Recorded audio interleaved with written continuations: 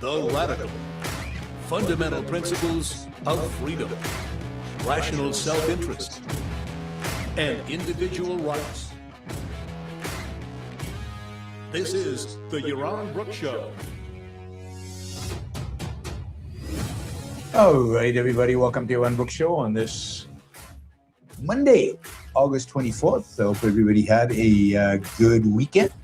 Hope you enjoyed my show yesterday with Nikos. Those are always fun. I encourage you to go back and listen to it if you haven't listened to it yet. We talked about Patrick Deneen, who is really one of the real intellectuals behind the new right, the J.D. Vance kind of new right, and national conservatives,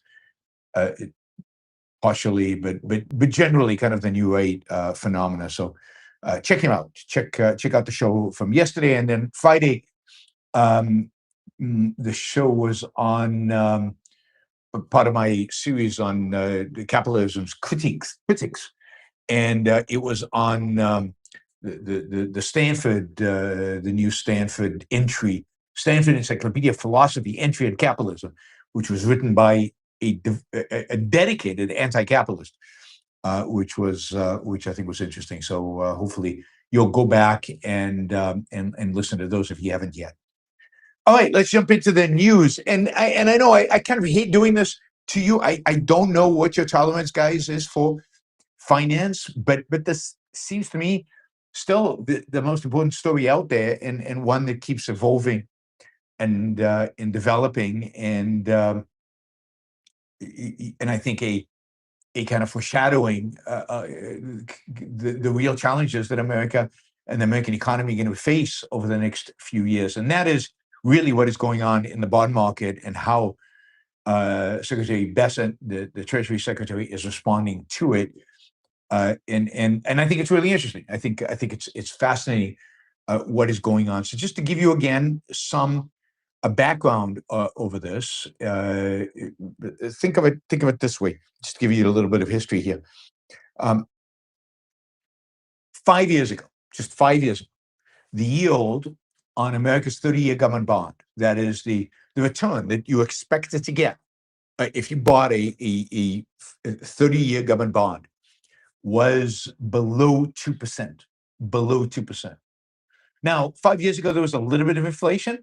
So basically, your real rate of return, after you adjust for inflation, your real rate of return on a 30-year bond was basically zero, maybe a little negative even.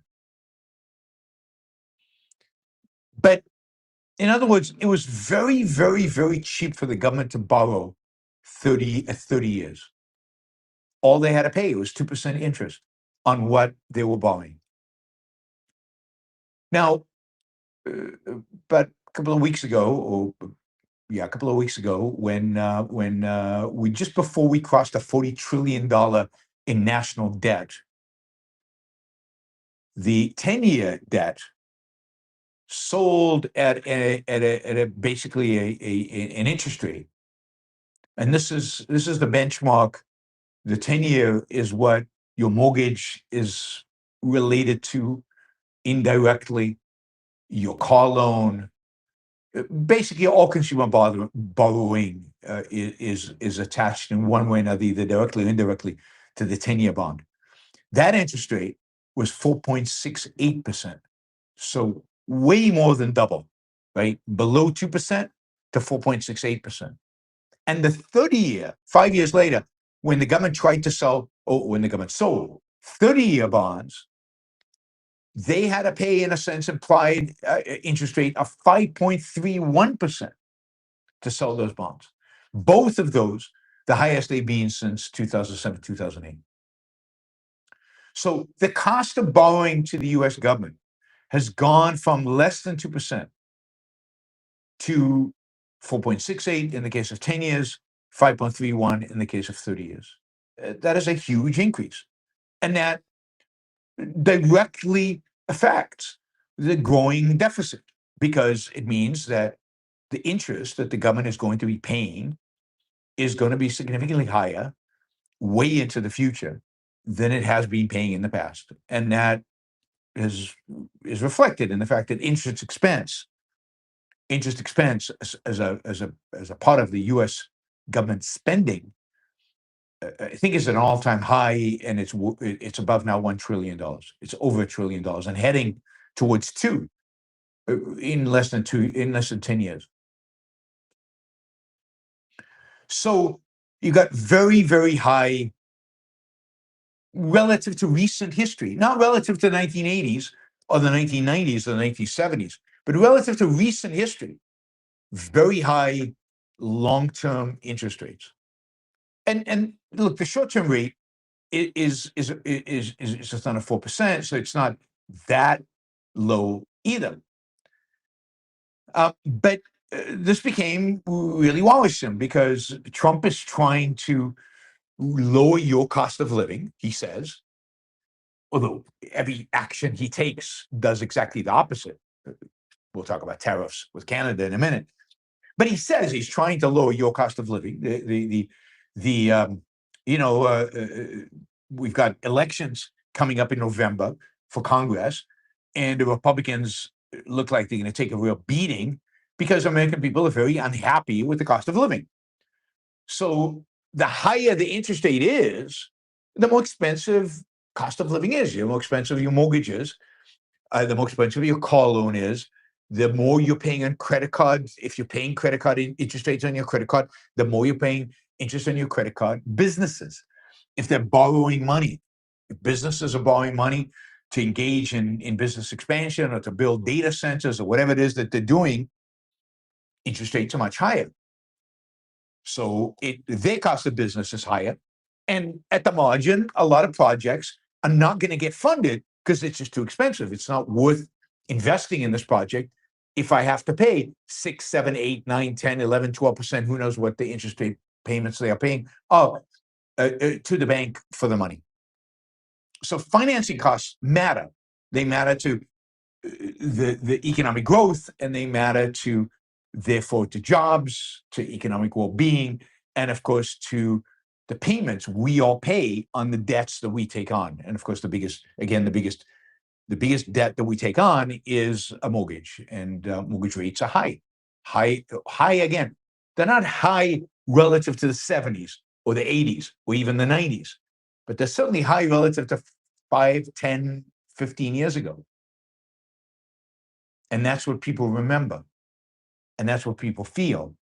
And we know that sentiment among Americans economic sentiment is very low and likely to hurt Republicans in this election. Anyway, so the government decided that it was going. Now, let's backtrack for a second and consider why interest rates are significantly higher. And there are a number of things. One is the fear that inflation will actually increase more than it has, or maybe if inflation is at 3%, and so you've got a 2.68, 3%, and for over 10 years, you expect inflation to average around 3%, and the bonds are going for 4.68, but the real interest rate is only 1.68. So while it's not negative, it's not zero, it's 1.68. That's higher than zero, but that's good. Zero is weird. Zero is unnatural. Zero is distortive. So what happened actually 5 years ago and 10 years ago, when interest rates were so low, where you can get a 30-year mortgage at 3%, that was crazy. That was unhealthy. Indeed, I think it's causing a lot of the problems we're seeing today. And I think a lot of the government borrowing was incentivized by the fact that, hey, we can borrow at 2%. Why not borrow at 2%? Hey, I would borrow at 2%. If you offered me loans at 2%, I'll take as much money as you can give me. I don't care how much, because I can invest it at a better return than 2%. And the government felt the same way. So they borrowed like crazy back then. So maybe this is just going back to normal, where interest rates are just going back to normal, and interest rates are going back to normal because there's actually a demand for capital right now, particularly to build data centers and to invest in AI and in rockets to Mars, maybe, but primarily data centers and AI. But these interest rates, again, the government is not happy with them, even though the reality is 4.68 for 10 years and 5.31 for 30 years are not that high given inflation at around 3%. And add to that the fact that we have $40 trillion of debt growing at about $1.9 trillion a year forever. There's no plan, no intent, no suggestion, no hint, no indication, nothing the government will ever stop running massive deficits. Indeed, quite the opposite. Nobody's talking about the one thing they'll cut deficits, which is cutting spending. Nobody's talking about that. Nobody cares. So investors are legitimately saying, look, you're running 40 trillion in debt. It's going to be 60 trillion, not, in less than 10 years. It's going to be 80 trillion in less than 10 years after that. This is unsustainable. And there's a real risk here that in one way or the other, you won't pay us back in legit dollars. Probably you'll inflate the debt away. So we want to be compensated. We're increasing interest rates. Why would we buy U.S. government bonds when the U.S. government is behaving so irresponsibly?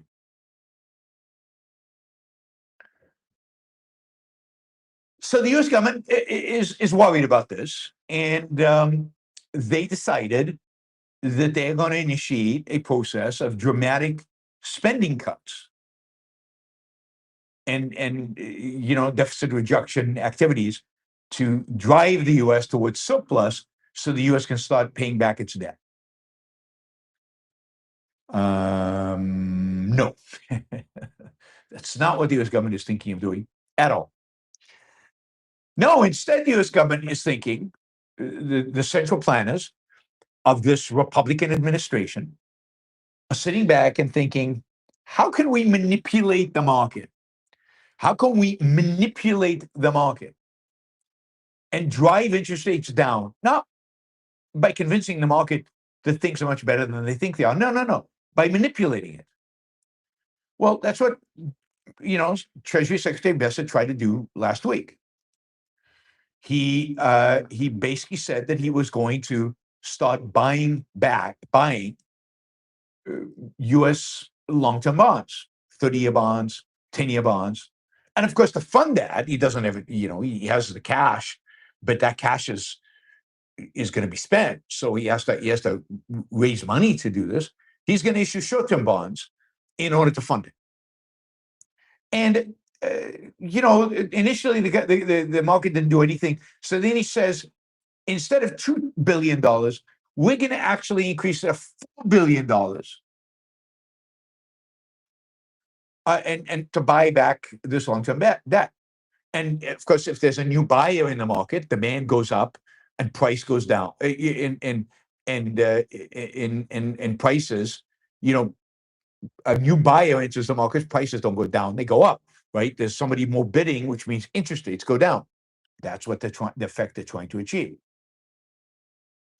So the buybacks are meant to kind of ease trading in these older bonds by putting some longer dated debt out of the market and nudge interest rates lower. So when he announced this, indeed, the interest rates dipped a little bit. The 30-year and the 10-year went down a little bit because everybody says, oh, he's going to be buying bonds. That means the price of bonds will go up, interest rates go down. Might as well go in there and take advantage of this. But by the end of the week, everybody was going, he can't do much of it, $2 billion. Just to give you a sense, I actually, let me see if I can find this. I took a look at how big these markets are. So the 10-year notes have an outstanding principal value of $4.38 trillion. The estimated market value is about $4.1 trillion. The 30-year has an outstanding principal value of $4 trillion, not billion, it's a trillion, with a market value about 3.21 trillion. So total of principal of 8.55 trillion and market value of 7.31 trillion. So the market value is about $7.5 trillion. $2 billion, $4 billion is not going to have any impact. It's not going to do anything. And basically, by the end of the week, after they announced this,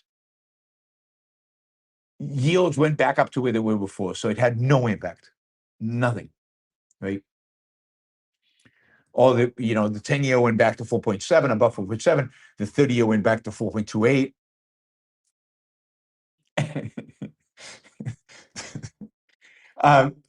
It was funny. It was really funny. I mean, I think it's funny. It's probably sad, but it's funny because Donald Trump was asked on Friday. I've got the video of this I was going to show you, but I didn't set it up in time. Anyway, Donald Trump was asked outside of the White House what he thought of all this and what he thought of Bassett and his attempt. And was Donald Trump guiding this? No, this is Bassett's doing. He's really good. He said he has a good touch. He's very good. He's got a natural touch for bonds and interest, and he's going to get it done. He's going to get that interest rate down. And then this is the funny, sad part. And then he was asked about further interventions. And this is where I think he had a little 80-year-old moment. He basically says, and this is a direct quote, there are many types of interventions, and that the ultimate intervention is our military. And if we have to use that, we will. And I'm going like, oh, we're going to have troops in Wall Street pointing guns at at buyers and sellers of bonds and dictating interest rates at the point of a gun. I mean, maybe that's what Donald Trump meant. But what I actually think is that in his mind, whatever is left of it, he confused this intervention with Iran. And it was like, we're going to do all these economic sanctions on Iran. We'll talk about that in a minute. But in the end, we could use our military. But he confused the bond market with Iran. He couldn't hold the bond market. And he basically said on television, and he never retracted this, that the ultimate intervention is our military. And if we have to use that, we will. When he was asked about the bond market. Now, I don't know if you view that as funny or sad or both, or maybe just damn scary. It could be just damn scary. It's probably just damn scary. But anyway, as aggressive as Bassett is in getting interest rates down, I don't think we're quite at the point of sending in the troops.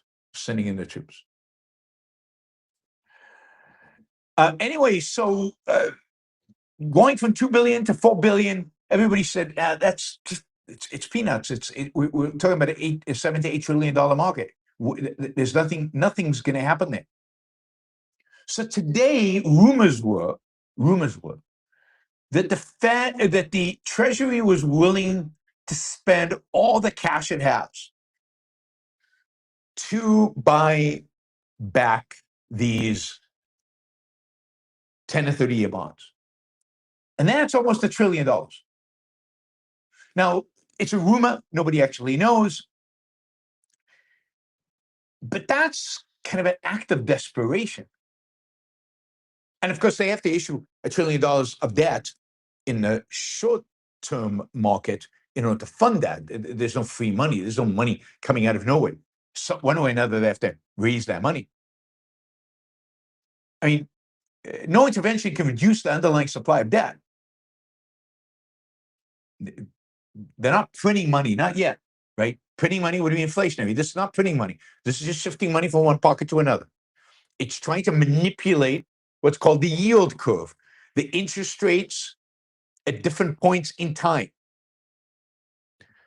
It's statist government intervention in an attempt to manipulate markets.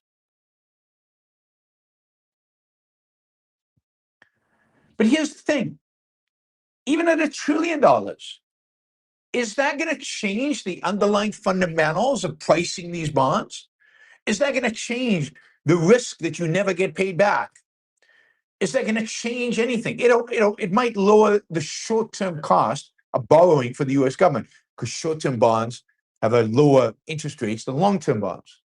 But it doesn't change the fundamentals. It's not going to change the 10-year yield or the 30-year yield over the long run. It might change it when this flurry of demand from the Treasury comes in and buys up a bunch of bonds. Yields might go down. But then as soon as they stop buying, and at some point they have to stop buying, yields will jump back up. The fact is that people are worried about the U.S. being able to repay its debts. Interest rate strategist today from Goldman Sachs and Wells Fargo, another Wall Street firm, said U.S. Treasury Department's bond buyback will do little to reverse the jump in long-term yields, because the jump in long-term yields is based on reality. And what Besson is trying to do by manipulating the markets is financial trickery. It's not based on reality. It's not based on anything. It's just shifting money from one pocket to another. It hasn't changed any of the fundamentals of the U.S. economy on which the pricing of the 10 and 30-year bonds is based.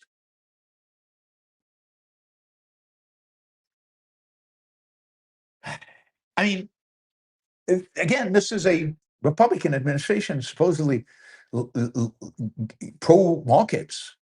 This is about as anti-market as it gets. I, Treasury Secretary Besson, know what interest rates should be.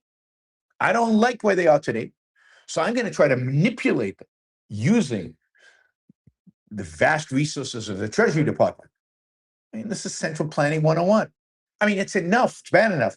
We have a Federal Reserve that is constantly trying to manipulate interest rates and manipulate money and inflate. And now we have the Treasury Department with the same kind of arrogant stupidity. I mean, haven't they read their Hayek and their, just the Mises and the problem of how do you know what interest rates should be? In what way are you better than the market at figuring out what interest rates should be? Well, you're not, obviously. It's so arrogant and stupid. I mean, the Besson did the same thing with the Japanese yen. He basically is lending dollars to the Japanese so the Japanese can use those dollars to buy yen to prop up the price of yen versus the dollar.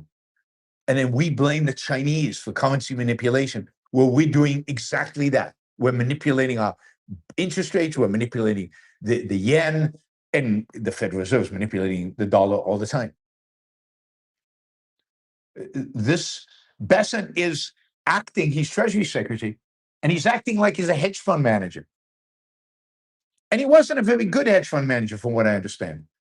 He worked for Soros, but when he left Soros, like he worked for Soros, George Soros, actual George Soros, right? The guy who funds all leftist activities. Besson made his money with George Soros.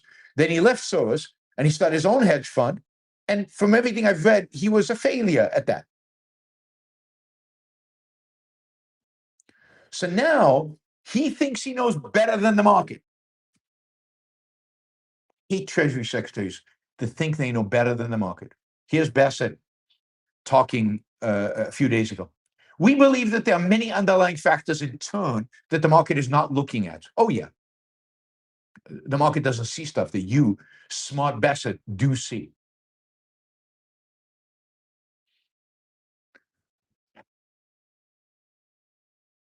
Anyway, it doesn't look good. And the fact that we have somebody like Besson running things, a guy who thinks he knows better than the market, does not bode well for the U.S. economy. When Trump nominated Besson originally, there were a lot of people who thought he was going to be the adult in the room. He's not.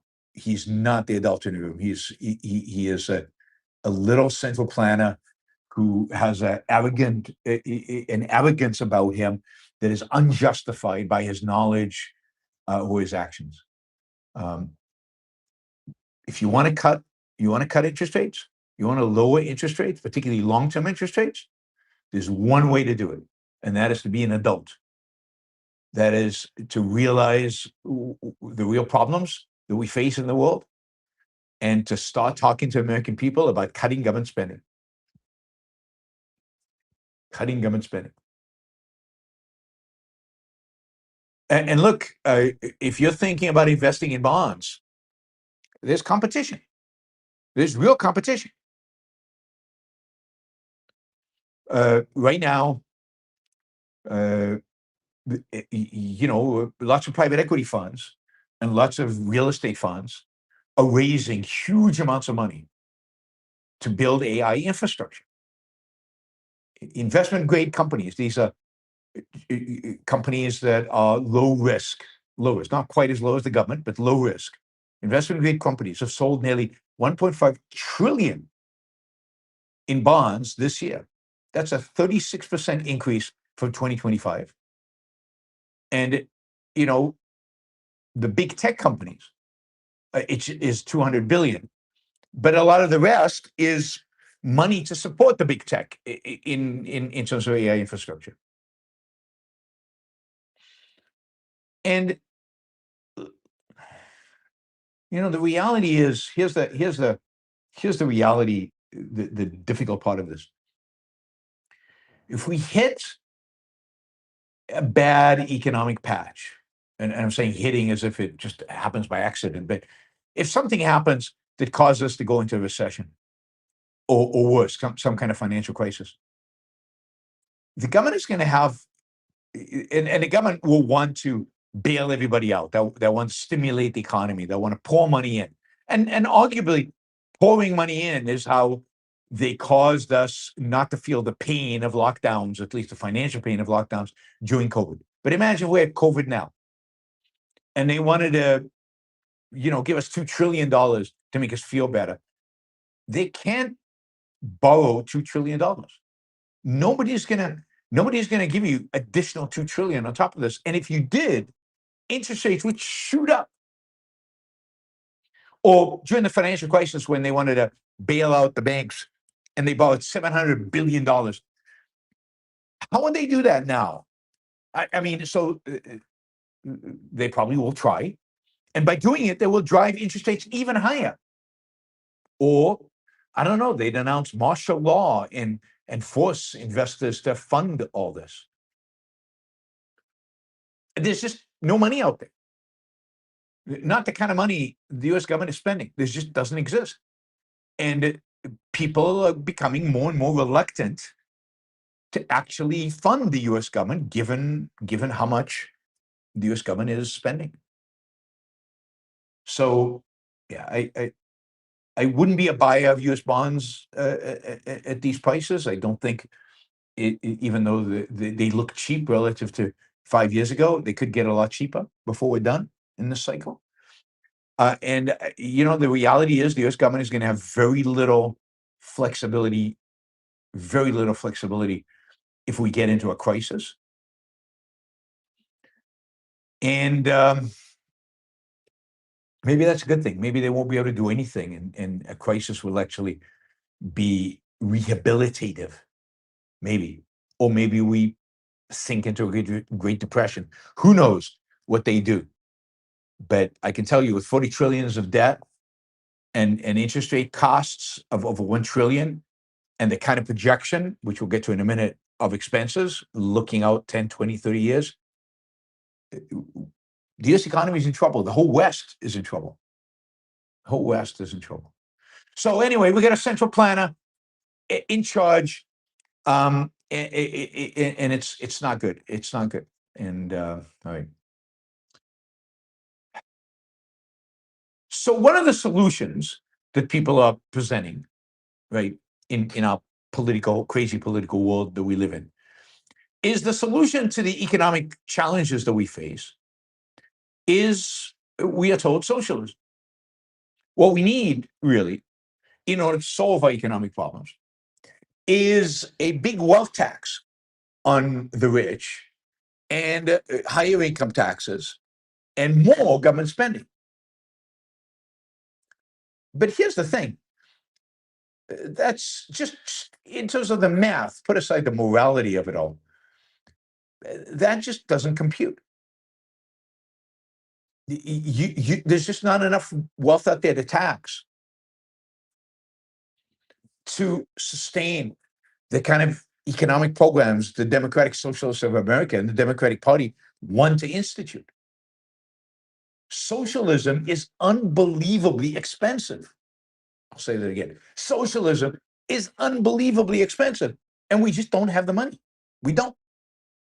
Particularly if you consider what will happen to the economy if you raise wealth taxes and income taxes, and how much slower economic growth will be. Maybe there won't be any economic growth. And the fact is, we can't fund the programs we have now. Never mind all the whole wish list of Democratic Socialists or other people in the Democratic Party, or for that matter, J.D. Vance. We can't fund J.D. Vance's wish list. We can't fund the Democratic Party's wish list. There's just no money. I don't care how high tax rates go. Just can't get it. I mean, maybe you can have a wealth tax on gazillionaires and you fund, a fraction of a year. But you're not going to get trillions and trillions and trillions of dollars through taxes. It's just not happening. The reality is that our government is dedicated to redistribution of wealth on a massive scale. And this is true throughout the West, but in the United States in particular. And that redistribution of wealth is not from rich to poor. It's not from middle class to poor. It's not from rich to middle class. That redistribution of wealth is primarily from young to old. That's what we spend our money on. We spend our money on old people. I mean, including myself in that category. Because, a bigger and bigger and bigger and bigger and bigger chunk of all spending is healthcare programs, primarily for the old, Medicare, and Social Security. I mean, that dominates everything. All the rest of the spending is penny change, particularly, right now. Over the next 10, 20 years, particularly over the next 10 years, interest payments on the debt are becoming a bigger and bigger and bigger and bigger, dramatically bigger expense. But if you look at defense spending, non-defense discretionary, other mandatory veterans programs, all of them are increasing, but very little. Very little. Not a lot of increased spending in those kind of programs. It seems in terms of percentage of GDP, they're barely increasing. But Social Security, way up. Other federal health care, primarily Medicare, but also Medicaid, way up. Interest on the debt, way up. I put aside interest on the debt. But even interest on the debt, right, is a way not to tax people now. Now, who benefits from not being taxed now? Old people. By the time you have to pay for all this debt, it's young people. Now, let me correct that. Old people don't really benefit, because old people would be much better off in a capitalist economy, in a free market, in a much smaller government where the economic growth was dramatically higher. But in terms of short-term benefits, in terms of the kind of benefits that most people think of, the immediate short-term, unthinking benefits. Yeah, old people and old people would be better off under capitalism, but right now they are milking young people. Young people are the ones who are going to pay taxes. They pay taxes now. They're going to pay taxes as they enter their more productive years.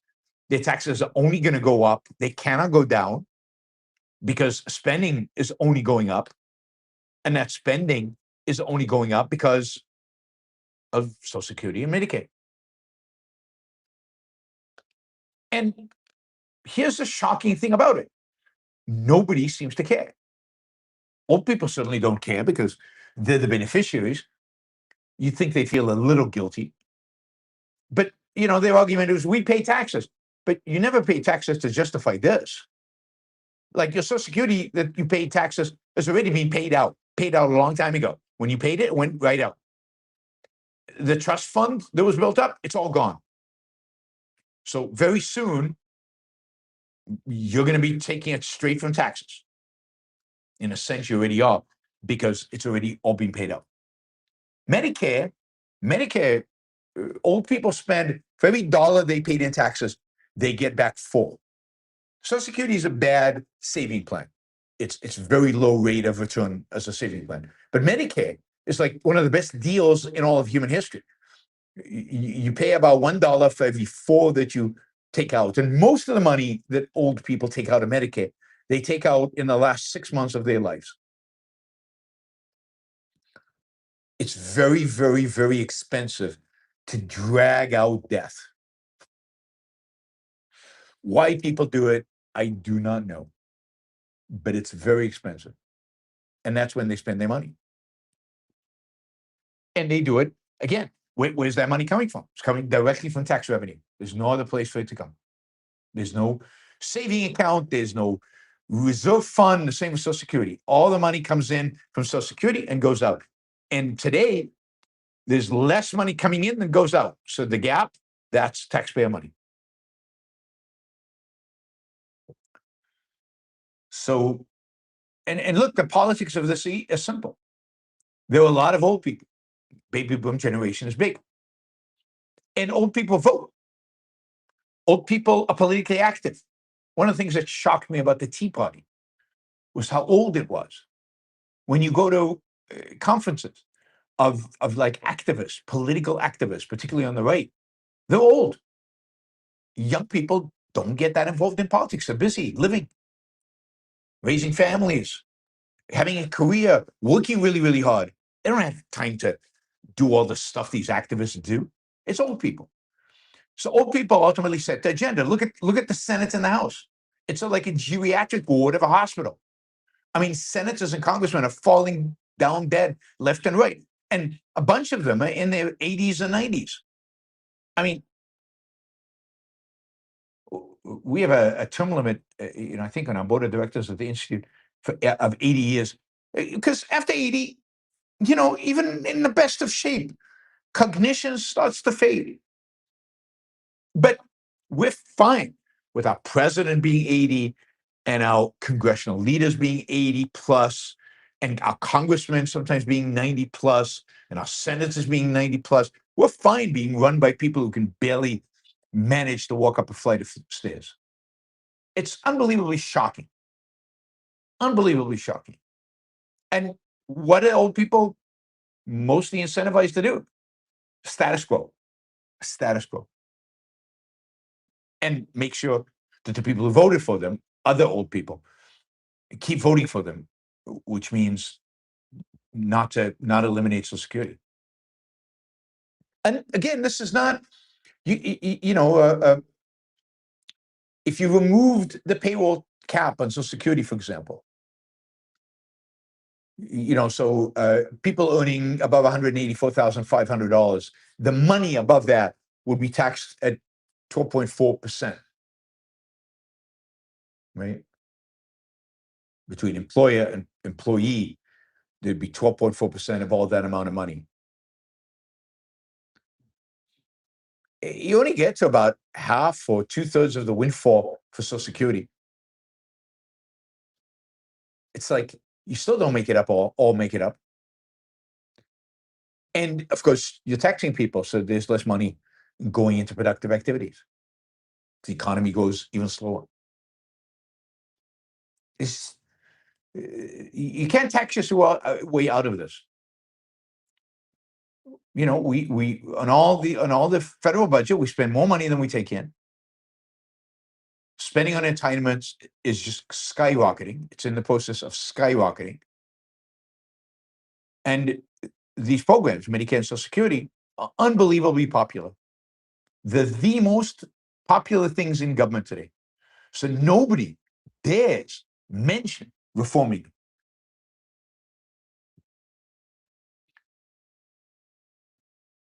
And you could raise taxes, right?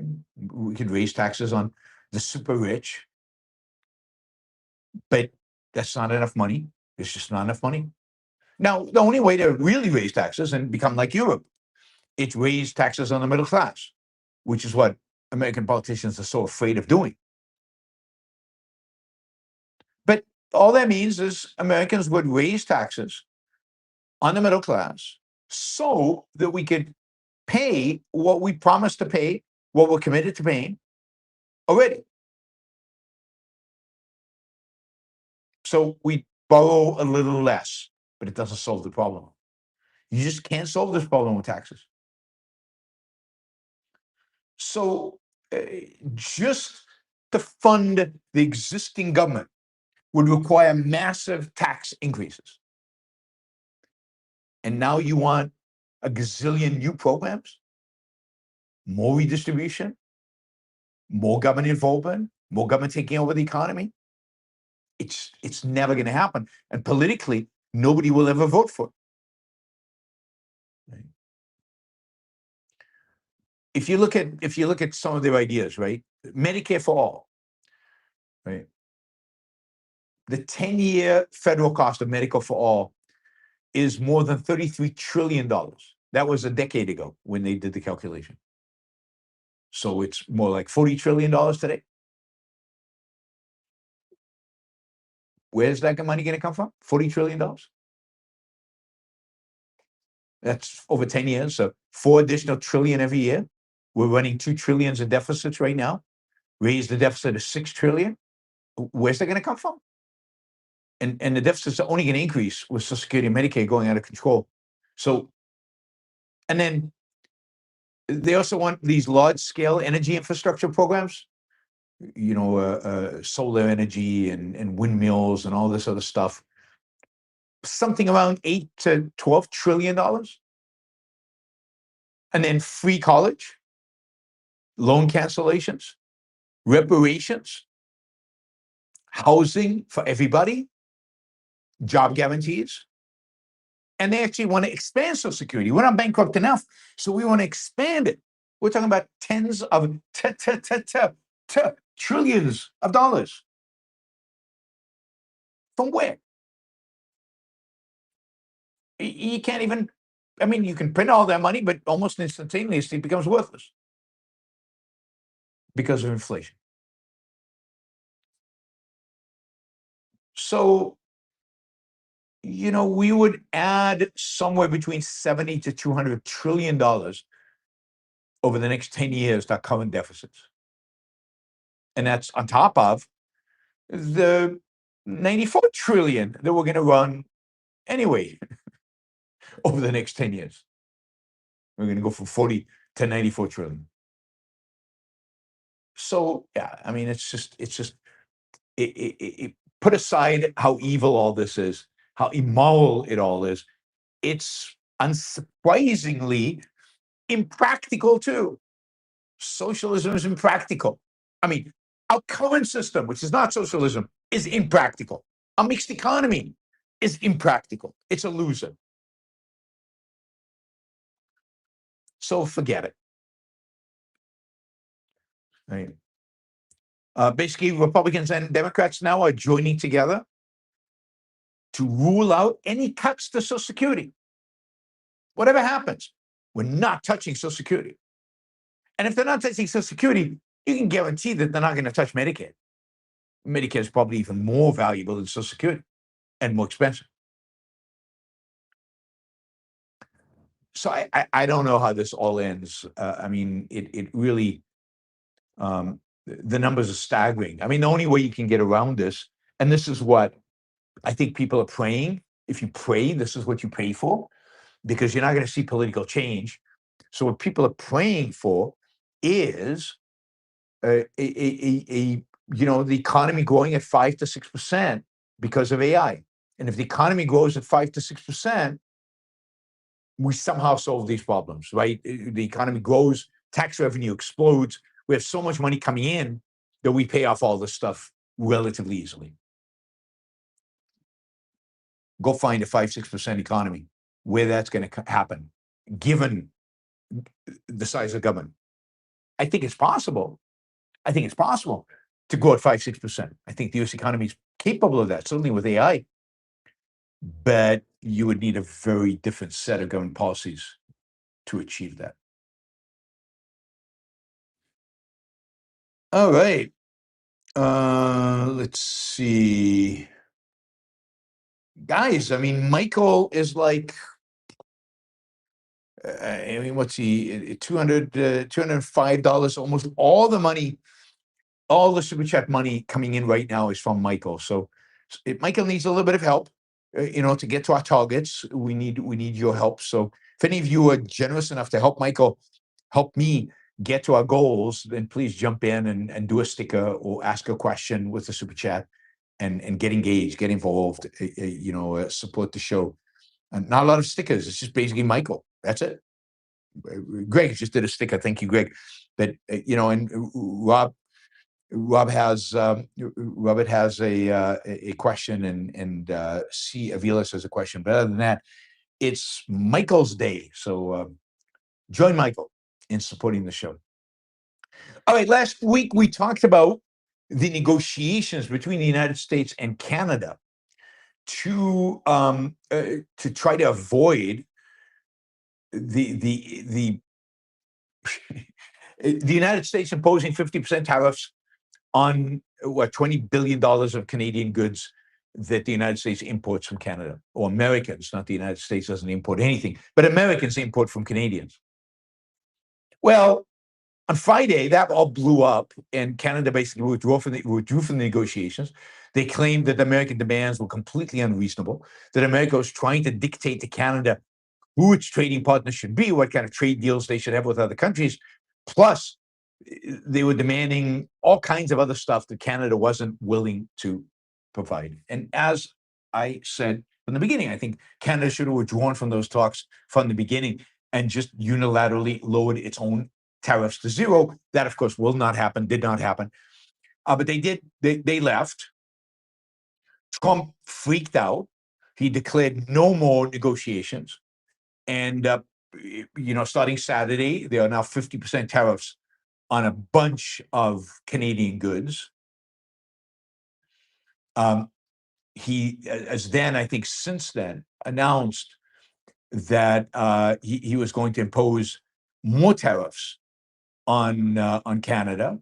So I think today he announced, So today announced that he was going to put tariffs on Canadian vehicles, auto parts, and steel. That is going to be 50%. That's going to start January 1, 2027. So after the midterms.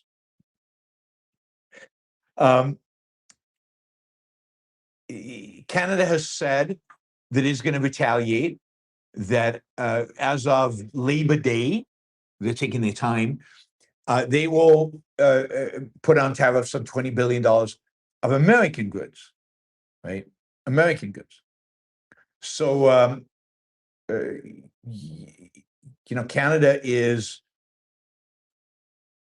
Canada's, I mean, screwed, right? But why Canada would inflict pain on itself because America chooses to inflict pain on itself is, economically ignorant, put it that way, economically ignorant. Tariffs are taxes, they're coerced, they're forced, they're anti-trade, and therefore they're anti-human life. Trade is pro-human life. Consumers and producers pay the tariff, domestic consumers and producers, and it encourages cronyism and destroys freedom. And yet, Trump is committed to this. He loves this. This is his shtick. And this is Canada. What is Trump exactly trying to get from Canada? We should have, and what we had for many, many years, and what Trump negotiated in 2000 was basically a free trade deal with Canada and Mexico, which basically lowered tariffs to close to zero on almost everything. And Trump is desperately trying to undo that. He's desperately trying to get us away from free trade. Now, again, this only affects about 5% of Canadian exports to the United States each year, because the rest is still under the, USMC or whatever it's called, the NAFTA deal. But Trump is trying to destroy NAFTA. He's trying to undo NAFTA. He's trying to raise your costs. He's trying to make it more expensive for you to live. And people still support this guy. Oh, it's a choice you're on. It's a binary choice. All right. It's not binary that you have to support everything he does. Anyway, Carney, in his stupidity, declared Saturday that Canada was at war with the United States and would retaliate dollar for dollar with tariffs of its own, which would take effect September 8th. The US has then vowed to respond with additional tariffs if Carney proceeds with the retaliatory tariffs. So expect higher tariffs. And of course, we've already got the 50% tariffs on automobiles and auto parts coming in on January 1. It'll be now. Remember, North American vehicle production crosses the border repeatedly. This is going to be a tax that is going to be incredibly destructive to American auto companies. But Trump doesn't care. He doesn't care. He just loves his tariffs, even when they are absolute failures. He loves them so much that he's now imposing tariffs on China. New tariffs on China, right? I mean, Xi is about to visit the White House, and Trump is adding 7.5% on Chinese goods over excess capacity. This is to penalize China for excess capacity.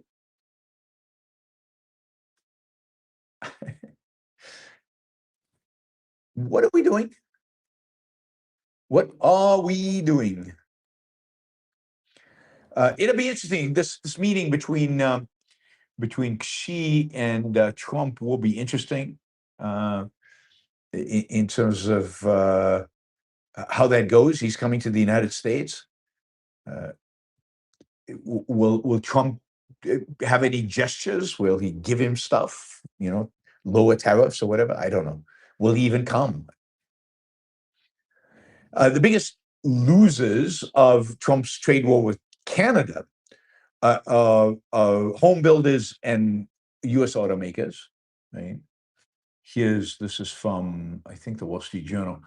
Even before Monday's decline, the big three auto companies already had been dealt a setback.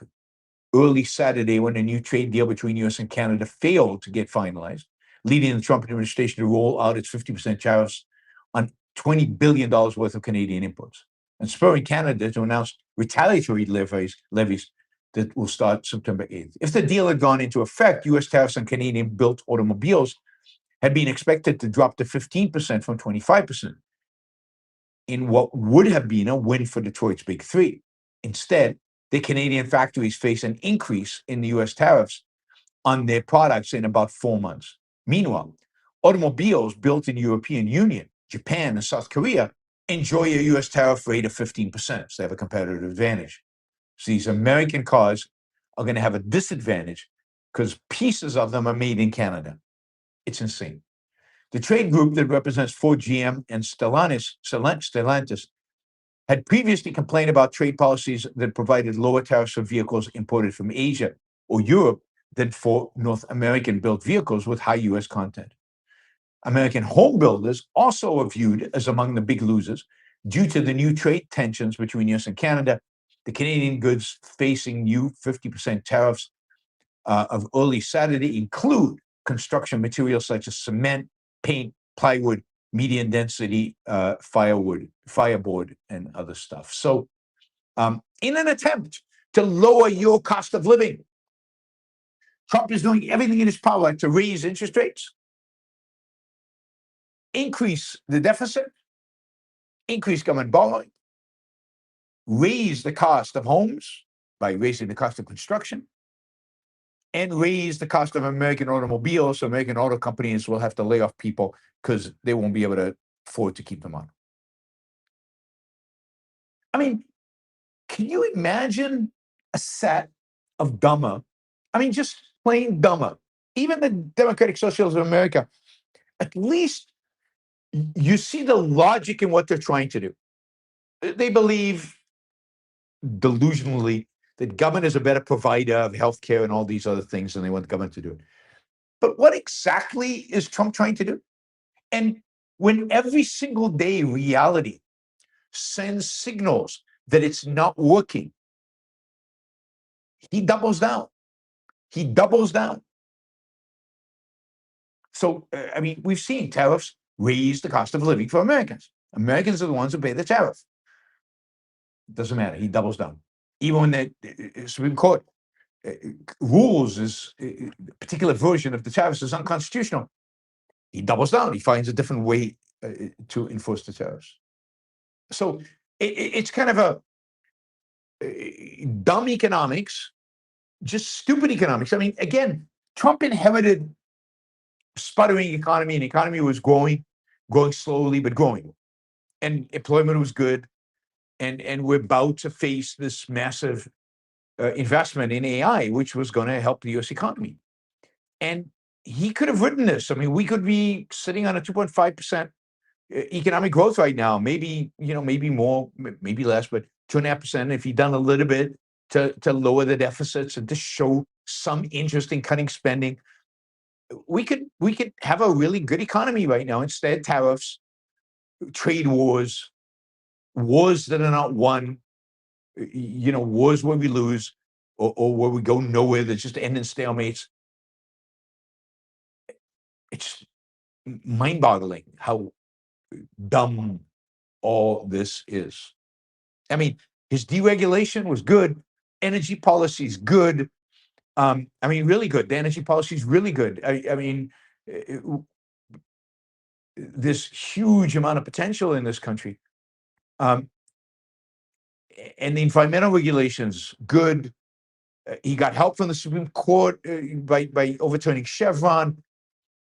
There was real opportunities for the Trump administration to steer this economy in a very positive direction without the kind of radical reforms I would argue for. Just put your head down and do the basics. We're kicking out immigrants who are hardworking in America, helping build this country. We're just doing stupid stuff that has much more to do with virtue signaling, but it's not even virtue. It's signaling something, populist signaling. Oh, look, I'm raising tariffs. I'm protecting your jobs. Oh, wait a minute, tariffs destroy our jobs. But it doesn't matter. It seems like it's doing that. I'm kicking out immigrants. Look how tough I am.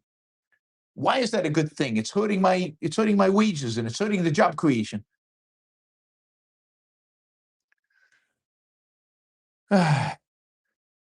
Anyway,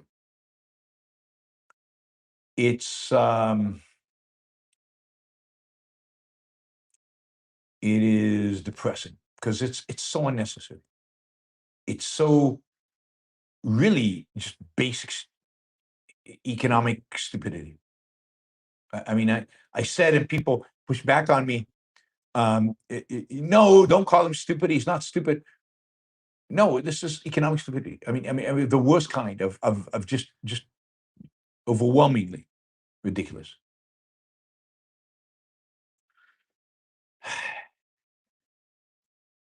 Anyway, that is where we are, and it's not going away, not going away. And a big chunk of this, yeah.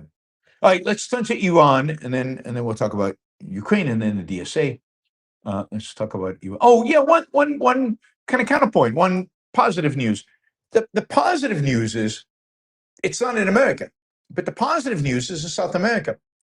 The positive news is the South American trading bloc, Mercosur, which includes what do you call it? Argentina, Brazil, Chile, and I think some other South American countries. that bloc is accelerating negotiations with Canada, Japan, India, Vietnam, the United Arab Emirates, and they've just completed a deal with the EU, Singapore, EFTA. I'm not sure who EFTA is. So they are, the South Americans at least, get the value of free trade. They're trying to move towards more free trade. Now, this isn't perfect free trade. It's not zero tariffs. It's not all that. But it's much better than raising tariffs. It's going in the opposite direction. In all cases, the deals lower tariffs, even if they protect certain industries. Those industries are protected anyway, and the protections are loosened. And yeah, I mean, South America, EU, Singapore, they've already got deals, and they're working with Canada, Japan, India, Vietnam, UAE. It's great news for South America, and great news for Argentina, and great news for the rest of South America. Maybe that's where it's going to happen. But look, these countries are adopting, and partially they're looking at the US and saying, nobody's going to want to trade with America. Nobody's going to want to, America's pushing people away. Let them trade with us. South America, they grow the same kind of food stuff we grow here. Soybeans, wheat, corn. They can replace us as providing food stuff for Asia, for example, for China, who's a huge buyer of things like soybean. Argentina and Brazil can replace us. They even are producing now huge quantities of energy. We talked about Argentina, Brazil, are both becoming real energy powerhouses.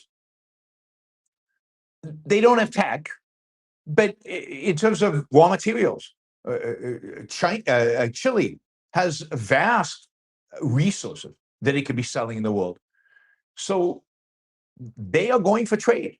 They are going for self-improvement, while we are shooting ourselves in the knees, feet, hips.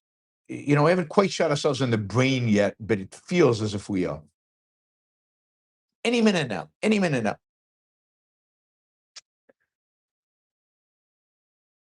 What are people complaining about, that I'm going too slow? 1 hour in, 1 hour later, 3 points in. I mean, you're getting long shows. You should celebrate that. You're getting a lot of Yaron Brook. Don't complain. Is the material being repetitive and boring is the question. If it is, then let me know, because then I'll shorten it and tighten it up. But anyway, let me know. Iran, by all accounts, Iran's economy is in really, really, really bad shape. Standard of living, quality of life, inflation, interest rates, everything is collapsing. Everything is going down. But that's not going to cause its rulers to capitulate. Iran's exchange rate with the dollar reached 2.02 million rials per dollar. They expect GDP to go down 5% this year. That is, Iran will be 5% poorer as a country than it was a year ago. Staple food prices are going through the roof. And the Treasury Department is now promising an economic D-Day. Indeed, Bassett came out this afternoon and announced a whole series of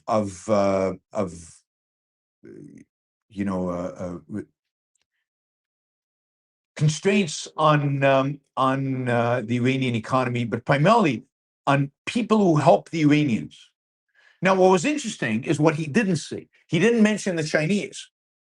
He said that Trump was on the phone to a lot of world leaders trying to get their support for all these new set of sanctions, what they call secondary sanctions on countries that trade with Iran. But the only real big player in that is probably China. Is the United States really going to start sanctioning Chinese companies who trade with Iran?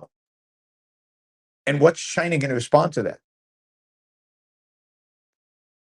Now, some people in Iran are panicking. The president over there, who is, relatively speaking, kind of moderate, and the central bank governor have warned that hunger, disappearing oil exports, and foreign exchange shortages are really threatening the regime's stability. But the IRGC people remain strong. They're not willing to give up anything, and they don't care if their people starve. They have no problem with that.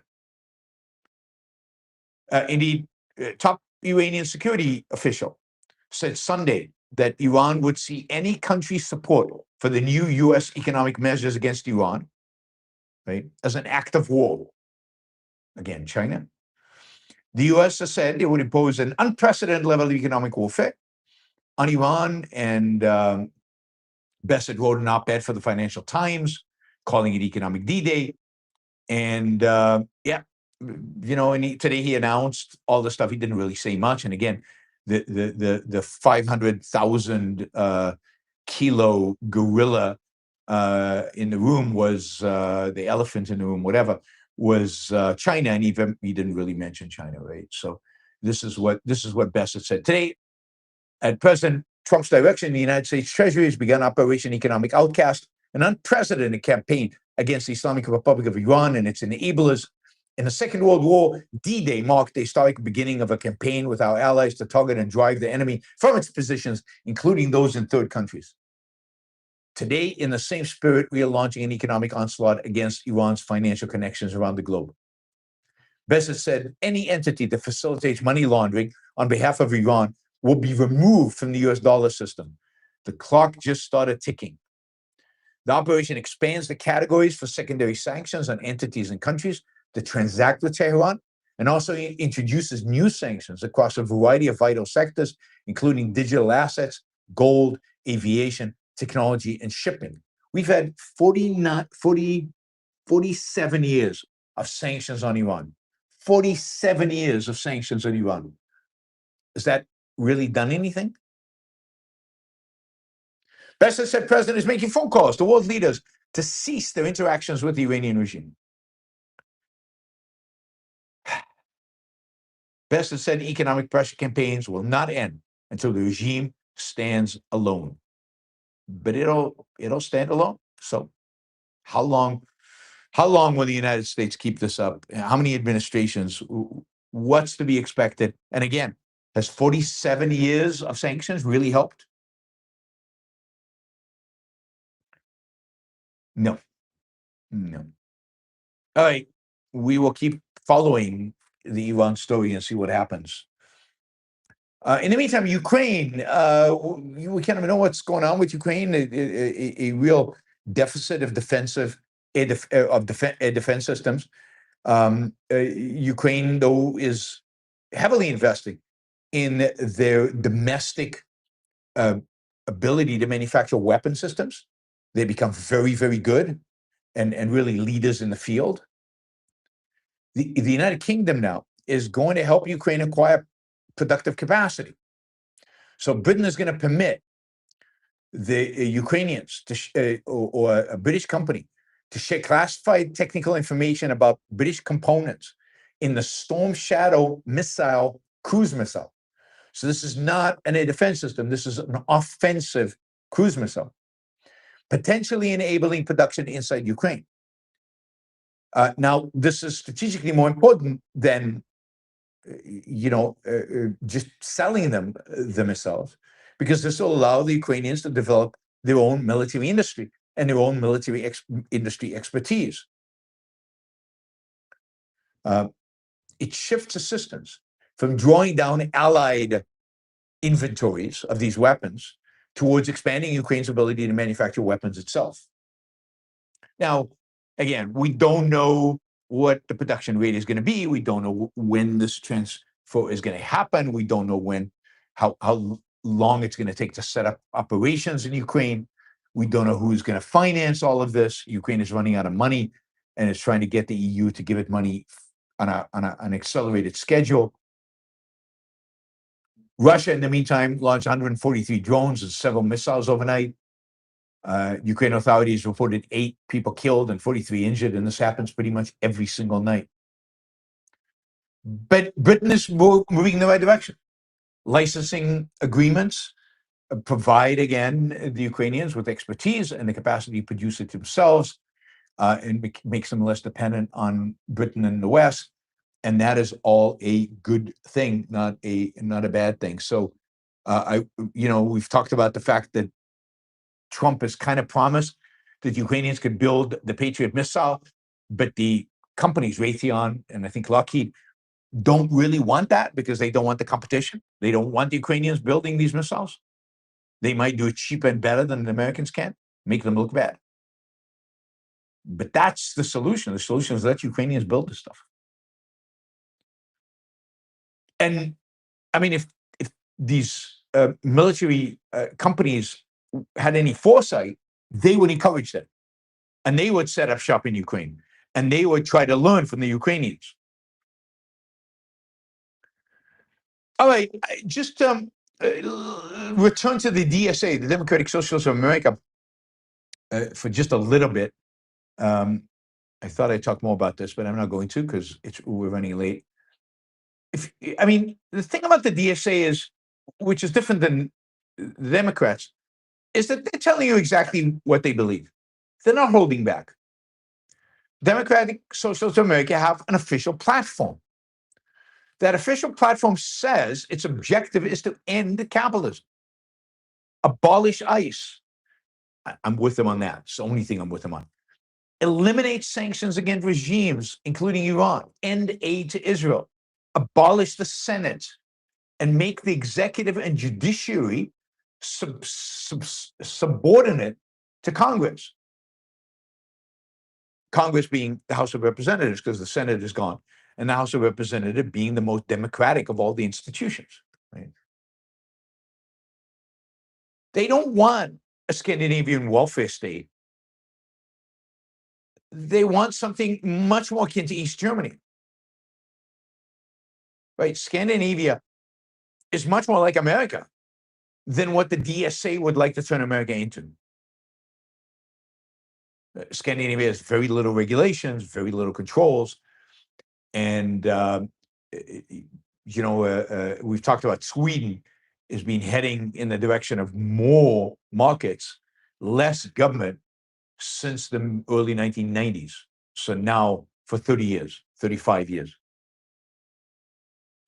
And then if you add to that the fact that, the opposition to DSA comes from people like J.D. Vance, who basically agree with them,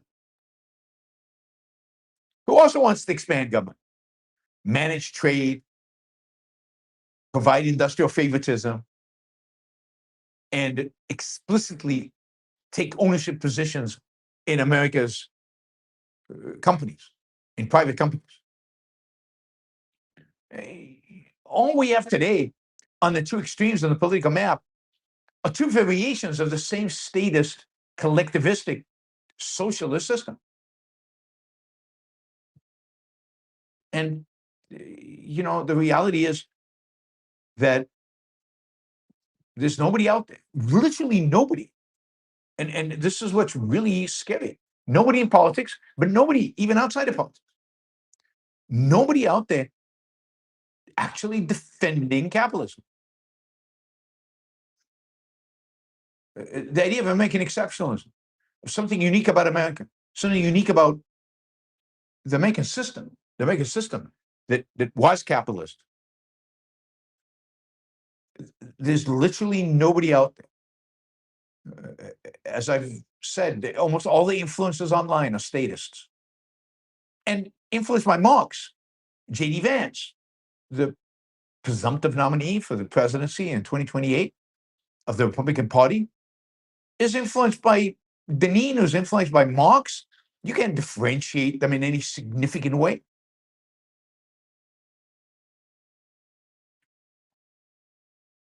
So, you have a left that's becoming more and more Marxist. You have a right that's trying to catch up with them. And you have nobody defending capitalism. Nobody talking about how markets work. Nobody talking about the beauty and efficaciousness and morality and meaning and purpose that can be found in markets, in individual choices. Indeed, we constantly are told that we feel alienated because the marketplace cannot give us meaning, cannot give us purpose. And therefore, we're alienated and depressed.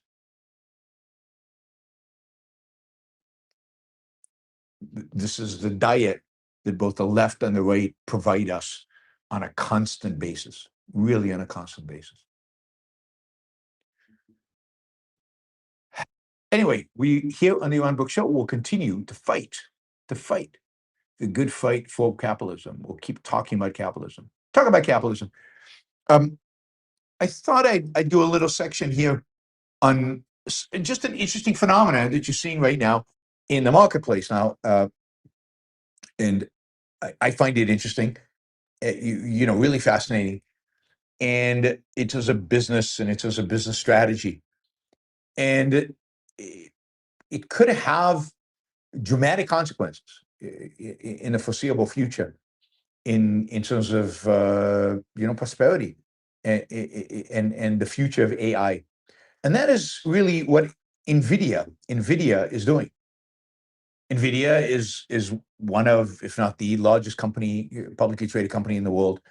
It alternates with Apple, I guess, periodically.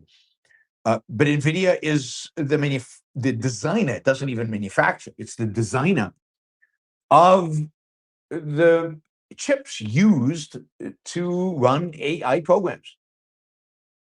These are graphic interface chips. These were chips that were designed originally for gaming. And then it was realized that they would be ideal for the kind of uses that large language models need. And they have become the backbone of the large language model industry. The data centers that are being built are all intended to house servers that run NVIDIA chips or chips similar to those of NVIDIA. But NVIDIA is the big player out there. And it's an amazing story. And if you've watched the CEO of NVIDIA, he's an amazing guy, an immigrant to the United States from Taiwan, who built this company from nothing and built it into one of the largest companies in the world. And right now, NVIDIA seems to be kind of managing, in some sense, the entire AI industry. It's investing in all of the AI companies. So right now, the latest story is there's stories out there that NVIDIA is about to invest 30, I don't know how many billions of dollars. Where's the? It's not clear exactly how much money, but a lot of money into Perplexity, which is another AI company, at a valuation of $30 billion. Now, NVIDIA's already invested a lot of money in Perplexity. It's in previous rounds, it's put up hundreds of millions of dollars. Perplexity has grown a lot. Its annual revenues have risen from below 250 million to about 750 million in less than a year. So they have a Perplexity computer agent. It's I don't know exactly what Perplexity does. I'm sure you guys, some of you know a lot more about it than I do. Here, the story for me is how NVIDIA is investing in them, but that's nothing, right? NVIDIA's already invested in OpenAI. It's an early equity investor. It subsequently signed a letter of intent under which NVIDIA could invest up to $100 billion at OpenAI as OpenAI deploys NVIDIA systems in its data centers. In other words, NVIDIA is providing the money for these companies to buy NVIDIA chips, to buy NVIDIA servers. Anthropic, NVIDIA is committed to invest up to $10 billion. Anthropic simultaneously committed to $30 billion of basically NVIDIA systems. Mistral, which is the open AI of France, Europe's one AI play, one AI company. Nvidia is invested in them.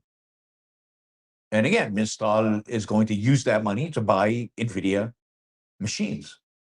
Perplexity, and they've invested in others, XAI, Elon Musk's outfit, Cohere, Reflection AI, Thinking Machine Labs, Inflection, Black Forest Labs, Sakana AI, Imbue, Poolside, Reka, and Runway, among many others. And basically, the article I read said it's like selling picks and shovels to the miners at the same time taking a share in the mines themselves, right? In the mines themselves. And that the miners are using the investment in the mines themselves to buy the picks and shovels. That's the other twist to it.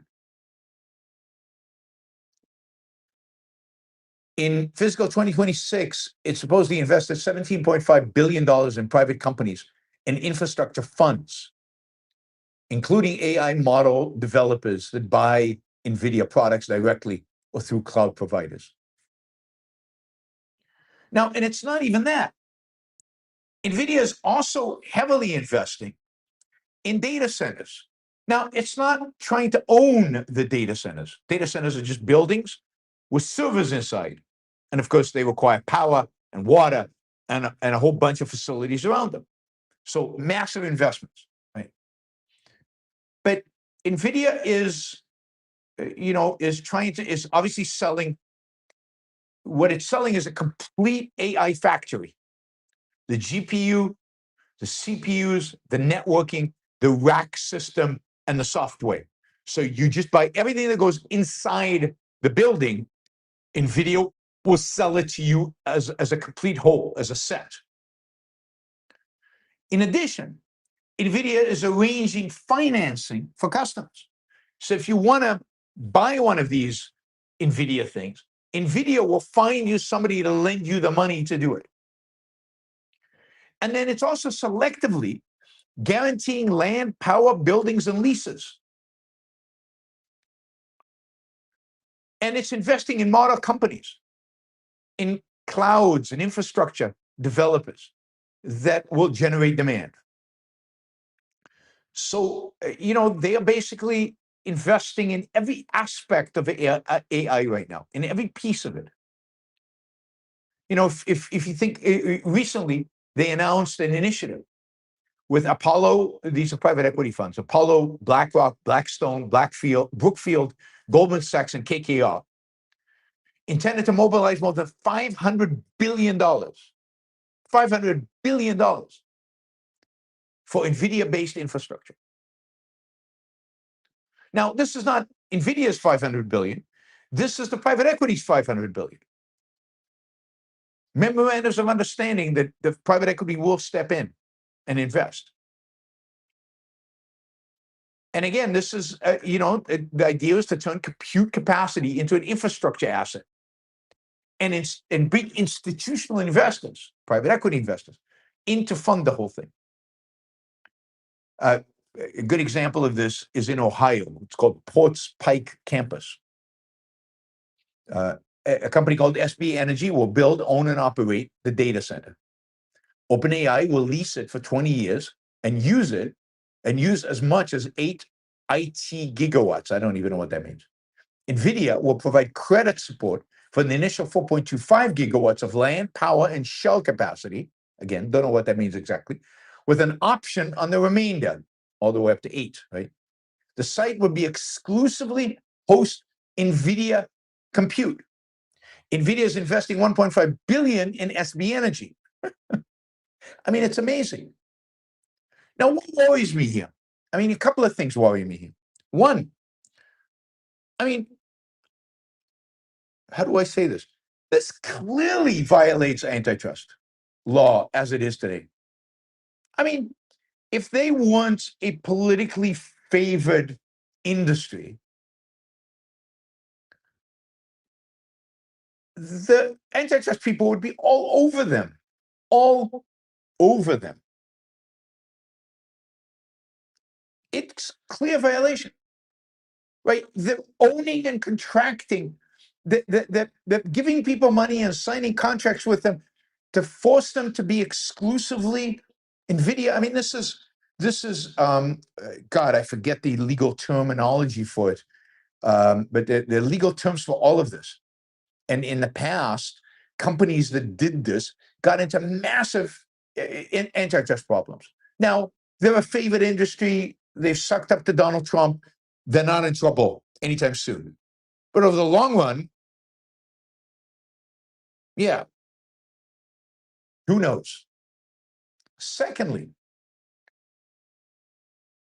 what happens if it turns out that at least some of this is a bubble?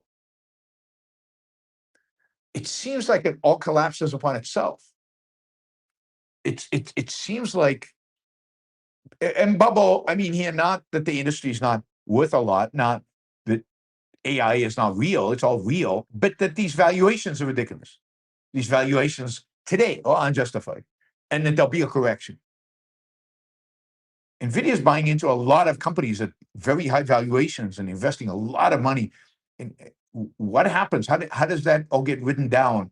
How does that, maybe there's overcapacity. For example, maybe it turns out too many data centers are being built. How does, I just worry about how that plays out in financial markets and how all this complexity that exists on Nvidia's balance sheet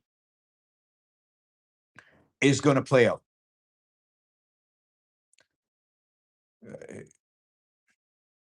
You know, this is, I see the logic in what Nvidia is trying to do. It's investing in its customers and encouraging them to buy Nvidia products. The investments in product sales have to be distinct products, contracts. That's how they try to stay away from antitrust, although with an aggressive antitrust enforcer, they won't be able to. And theoretically, Nvidia could earn both investment returns and hardware profits. But do we know what real demand is, given these financing structures? Can we see through all these capital investments and contracts to see what's really going on? And some of these guarantees of their facilities and support for residual value of the equipment, how does that get priced? You know, and is it accelerating economically productive capacity? Or is it using vendor financing to bring forward purchases whose ultimate users cannot actually afford them, cannot generate enough revenue to afford them? I mean, we'll see. This is going to play out over time. It's going to be fascinating to watch.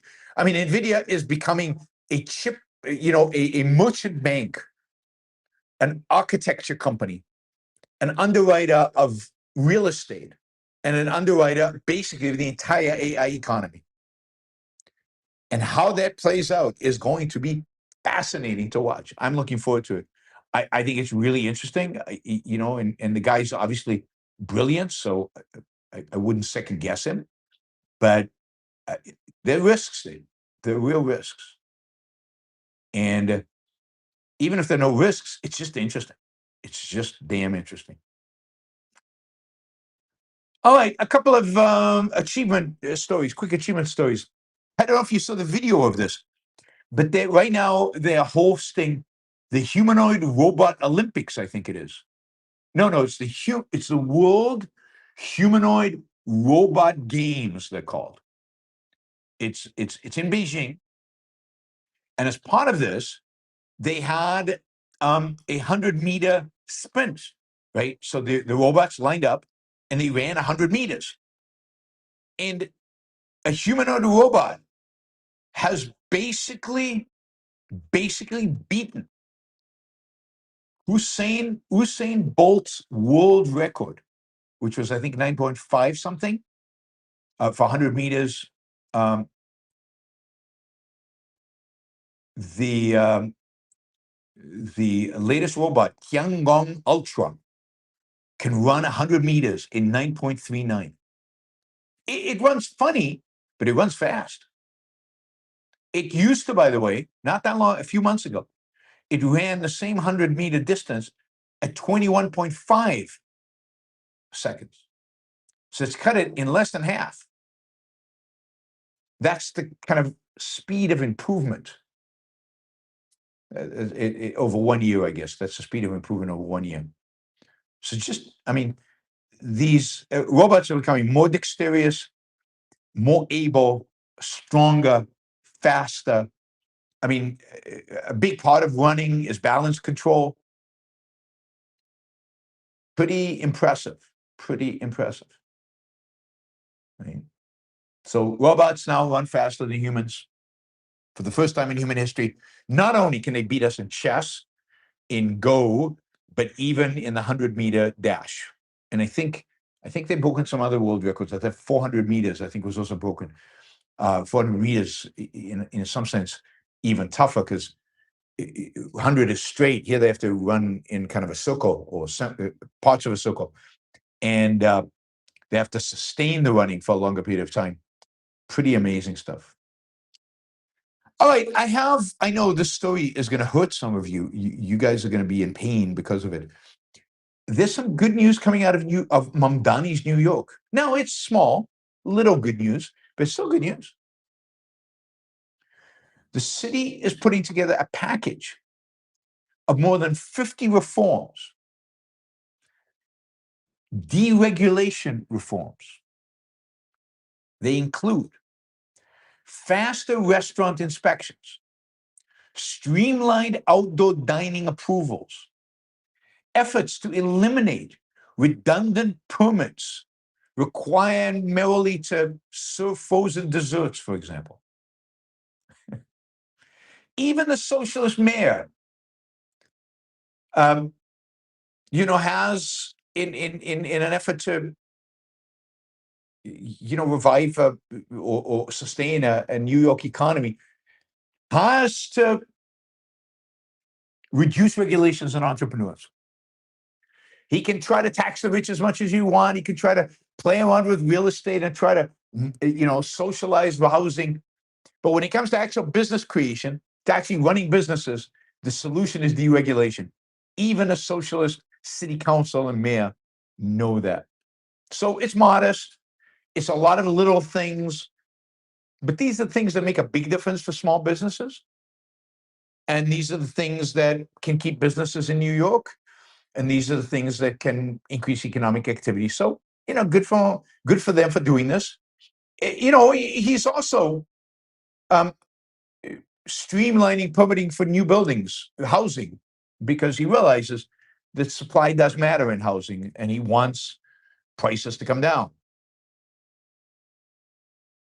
Somewhat. He doesn't know it enough to actually look at the economic literature about rent control, but, let's not nitpick. So this modest deregulation doesn't offset the administration's broader interventionist agenda. It's still good news. I'll take it. I'll take whatever I can get. So a little bit of deregulation going on in America. And of all places, the place where it's happening is in New York City. Pretty funny. All right. That, my friends, is the news for this Monday, August 24th. Thank you for joining me. All right, let us shift to our super chat. We got a few questions, not a lot, but a few. We're still a little short of our goal. So if those of you who are able and see value in the show could do some stickers, maybe, even if you don't want to ask questions, not a lot of questions today, that would be great. About $173 to cover our second hour, and we're heading towards that second hour. Roland did a sticker, so thank you, Roland. And Greg, thank you. And Rand did $50 sticker. Thank you, Rand. That's really, really appreciate it. Really generous. Gail Exit did stickers. And Greg and Yeah, if there's anybody else out there who could do another $50 like Rand, that'll three of those will get us to our target basically. So that'll be terrific. Okay, let's roll. Oh yeah, I need to tell you about my sponsors. The Ayn Rand Institute is shifting back. You remember the Ayn Rand University, ARU. We're shifting back to ARU starting in the fall. There's going to be a 3-semester course taught by Ankar Gata, designed and taught by Ankar Gata, that it's going to be about the philosophy of objectivism. So this is an intense course, a year-long course on objectivism. I wish I was young and could take it from scratch. I wish I had the time to take it today. I'm sure I would learn a lot from it today. Ankar is amazing. His knowledge and his insight into objectivism is phenomenal. And so I highly, highly encourage you to check out Ankar Gata's course and check out generally the ARU. Just go to the Ayn Rand, to ARU, AynRand.org. You can also check it out at AynRand.org/YBS. There'll be links to ARU. But yeah, I'm teaching a course on Western civilization. And if you're a student, you'll get tuition free, and some of you will actually get $500 cash, like just to come and study at the Ayn Rand University, at ARU. I'm not supposed to call it Ayn Rand University for accreditation reasons. So ARU. So check it out, guys. Particularly if you're interested in, not if you're young, if you want to be a graded student. Graded students pay no tuition. Only auditors pay tuition. Graded students pay no tuition. So be a graded student. It's even better to be graded because then you really learn. You do the homeworks, you test yourself, you challenge yourself, and hey, Ankar is a tough grader. There's no only A's and B's in this class. You're going to get C's and D's and maybe even F's. So you better step up. But I think it's super exciting, and I really hope a lot of you take this, particularly anybody out there who wants to be an intellectual one day or really interested in studying the philosophy. This is the course to take. In addition to Leonard Peikoff's courses and reading Ayn Rand, ARU, Ankar Gata's course on objectivism, that's where you should be. Alex Epstein is the leading authority on energy, on data centers right now. And if you want to learn about what's going on with data centers, if you want to stay up to date on what is going on with data centers and maybe how you can get involved in defending data centers, follow Alex. AlexEpstein.substack.com. AlexEpstein.substack.com. I'm going to try to get Alex on the show to talk about his efforts with regard to data centers. Hendershot, HendershotWealth.com/YBS. Hendershot with 2 T's. HendershotWealth.com/YBS. They offer products that can really help you defer and maybe even eliminate your capital gains taxes. Check them out. HendershotWealth.com/YBS, and also my interview with Robert Hendershot in the playlists under sponsors. And then finally, defendersofcapitalism.com, defendersofcapitalism.com. Michael Williams's program, which I've been involved in from the beginning. And right now, you've only got a week to apply for Leadership Program of the Rockies, this amazing program that teaches you how to communicate these ideas, how to be how to be an activist in your community, how to get involved in politics. And Michael is fantastic. Leadership Program of the Rockies is fantastic. And I teach at Leadership Program of the Rockies every year, and I have been teaching this since 2003. A number of objectivists teach at Leadership Program of the Rockies. So check it out, leadershipprogram.org, leadershipprogram.org. And, it's time consuming. It's because it's real. It actually has content. And it requires work. And if you go to leadershipprogram.org, you will find an application. You've only got a week to do it, right? For the 2027 class, which starts in October. And it's once a month on a Friday, second Friday of every month. a full day somewhere in Denver. Every week it's in a different location in Denver, Colorado, and it's intense. All day lectures and workshops and working on your communication skills. And if you sign up and you get accepted, you do have to get accepted, then I will be there in November. I'll be teaching there in November. So I'll see you in November. So check it out. Check it out. It's definitely worth doing if you're inclined in any way towards activism and you have the time. It is, granted, it's time consuming. One day a month, just dedicated to this. And if you have to fly in from somewhere else, maybe it's a day and a half. Right. All right. And of course, yeah. All right. So let's check out our super chat. I'll remind you, it's incredibly valuable to me, to the Yaron Brook show, to the show, to everything we do here.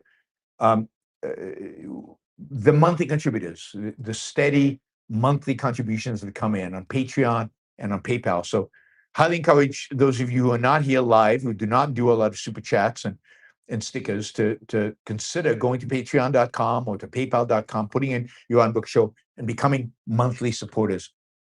You make this show possible.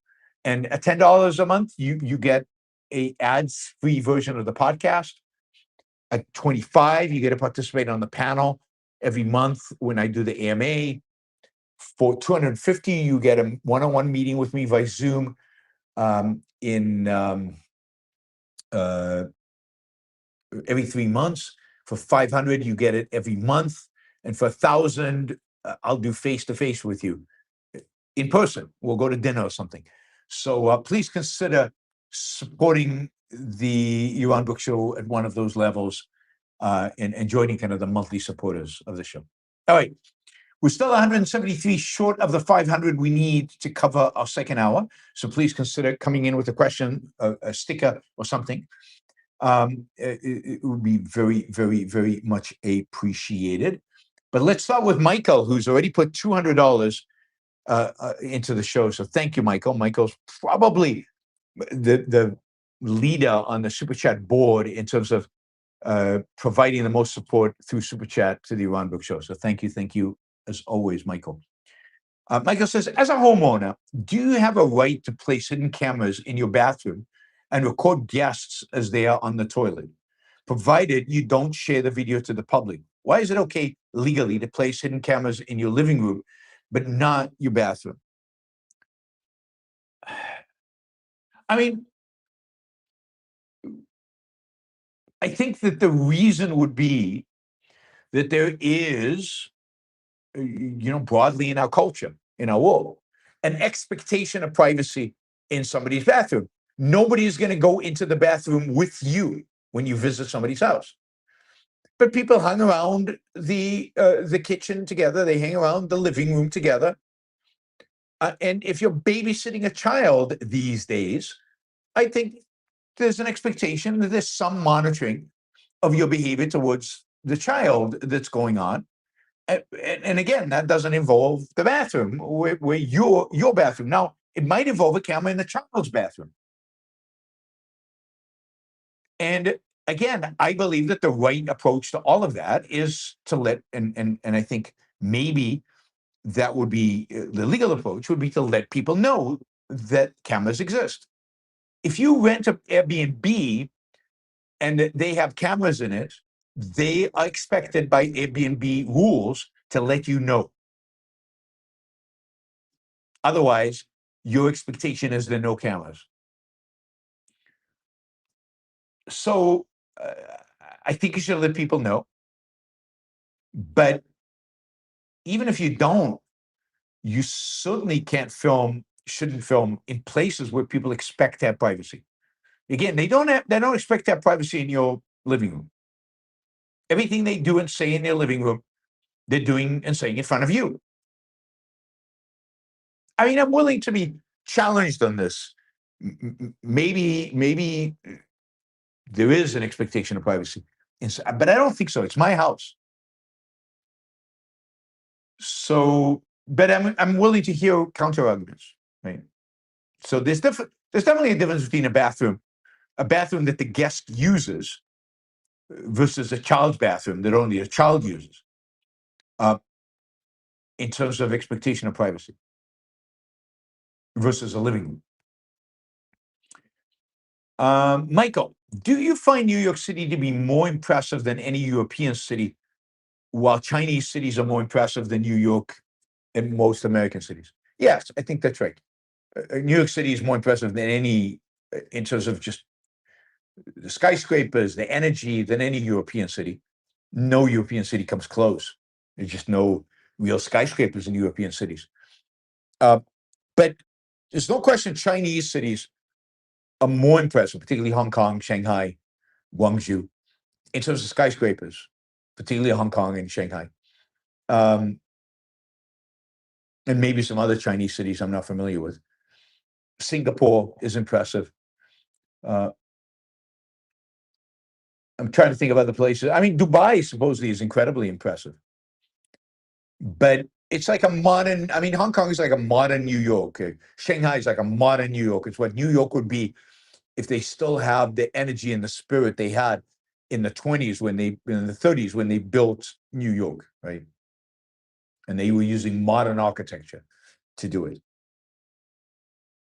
So yes, I think that's right. But there's no European city.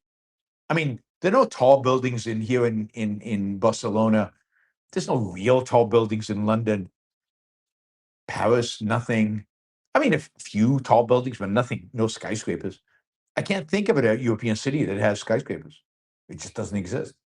It's just not part of their ambition and the way they think about the world. Michael, what are the chances Blake Scholes becomes off the charts famous, and his technology revolutionizes mankind, and then he publicly credits objectivism? I mean, I don't think his technology is going to revolutionize mankind like AI has the potential to do. It'll revolutionize transportation, air transportation certainly, but it's not going to revolutionize mankind. So let's not exaggerate it. But I think there's a likelihood that he becomes pretty famous. I don't know about off the charts famous, but famous. And I think there's a really good chance that he publicly credits objectivism. I don't think he's hiding objectivism. He's not out there promoting it because, I mean, he still has to raise a lot of money. He still has to prove himself. It's still a work in progress, right? The company. But I think, given his trajectory, that he will credit, at least provide some credit to objectivism, and at least declare himself an objectivist. I think that is reasonable to assume, and I think that would help objectivism a lot. And more businessmen like that would help it even more, particularly given how many of the businessmen who are in the area that could revolutionize mankind, like AI, a bunch of statist, fear-mongering, I don't know, socialists. Mary Eileen, really great show. Thanks. Thank you, Mary Eileen. Really appreciate it. Richard, voting with my wallet for finance and economics topics. I like today's insights. Excellent. Thank you, Richard. I will continue to do them. I'm glad you like them. Michael, another question from Michael. Are there any Milton Friedman type figures in China or Japan, well-respected free market intellectuals? There were in China. I mean, they've been suppressed over the last 7-8 years. But as late as 2018, there were people, I don't know if Milton Friedman, that level, but certainly well-known public intellectuals writing in the Chinese newspapers, arguing for free markets. Yes, they were in China. I don't know about Japan. I don't know them if they were in Japan. I met some of them in China.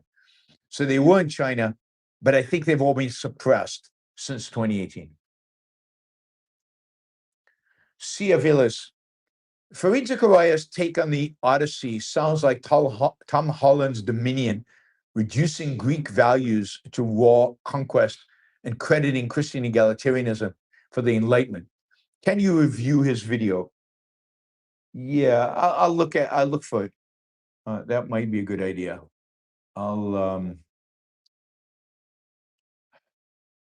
will look for his review. But yeah, I mean, it makes sense because what's his name? Where did I put that?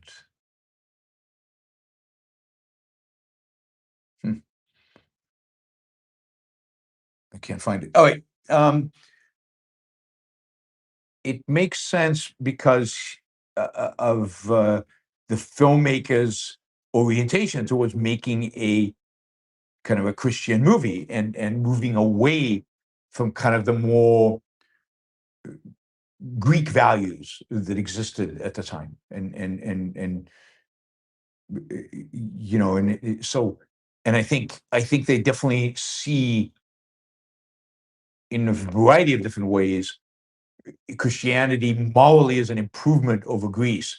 And look, you know, there's nothing virtuous about Bronze Age Greece, but there's something different about classical Greece and the virtues of classical Greece.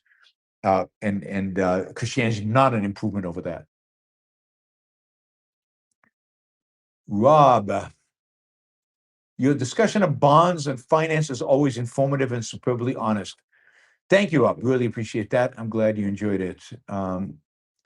Let's see. Jason, remind us about the tricks Clinton, or was it Greenspan or Rubin, played to invert the yield curve in the 1990s compared to Besant. They weren't tricks. Here's the thing about what happened in the 1990s.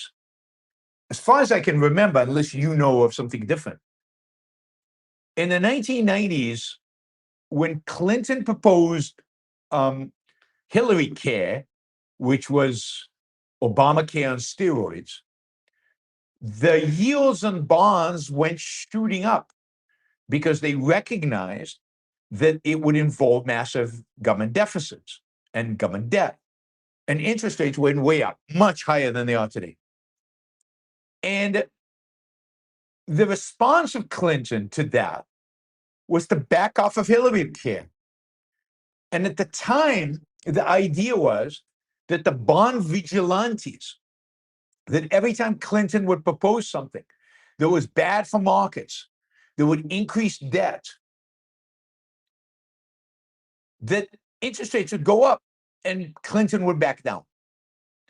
And James Carville famously said at the time, basically expressing this idea that the bond market was running the American government. And it wasn't just in America. This was happening all over the world, that financial markets, currency markets, and bond markets were basically driving governments to do the right thing being the more free market thing. James Carville said that if he was reborn again, he would prefer to be born as the bond market rather than as president or something like that, expressing the fact that the bond market was perceived as more powerful than the president. But notice that at the time, the response to the bond market was not to try to manipulate the yield curve. The response to the bond market, was to reduce spending. And indeed, the last time the United States ran a surplus was under Bill Clinton, of all presidents, in the year 2000, right? And a lot of that had to do with capital gains taxes. But Clinton, with Gingrich as Speaker of the House, together, they ran a relatively speaking responsible budget relative to everything that came after that. It didn't grow as a percent of GDP. It didn't grow. And that's pretty impressive because after that, it grows. So you got to give Clinton credit. Clinton and Jimmy Carter. Funnily enough. Cook. Recently, Ro Khanna was on Coleman Hughes' show, and at one point mentioned that his economic agenda is similar to Catholic social thought. Yeah. And he's become, he was more of a moderate up until recently, and he's become a spokesman of the far left.